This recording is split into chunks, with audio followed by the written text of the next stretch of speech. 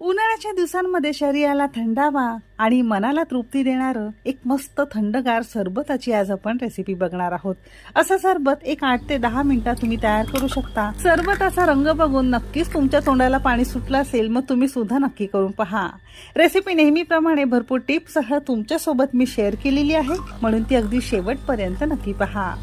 सगळ्यांना एक निवेदन आहे, तुम्हाला जर माझ्या रेसिपीज बघायला आवडत असतील तर कुकिंग तिकीट मराठी चॅनेलला सबस्क्राइब करा आणि बाजूची बेल घंटा नक्की क्लिक करा। बेल घंटा क्लिक केल्याने काय होतं माहिती का, रोजच्या रोज येणाऱ्या रेसिपीचे नोटिफिकेशन सगळ्यात पहिल्यांदा तुमच्या मोबाईलवर येतील आणि माझी प्रत्येक रेसिपी सगळ्यात पहिल्यांदा तुम्हाला पाहता येतील। चला तर मग वेळ न घालवता रेसिपीला सुरुवात करूया। तर आजचं हे गारेगार किंवा थंडगार सरबत बनवण्यासाठी सगळ्यात पहिल्यांदा एका टोपामध्ये इथे आपण अर्धा लिटर गाईचं दूध घेतलेलं आहे। उन्हाळ्याच्या दिवसांमध्ये शक्यतो गाईचंच दूध घ्या, कारण ते पचायला हलकं जातं आणि चवीलाही छान लागतं।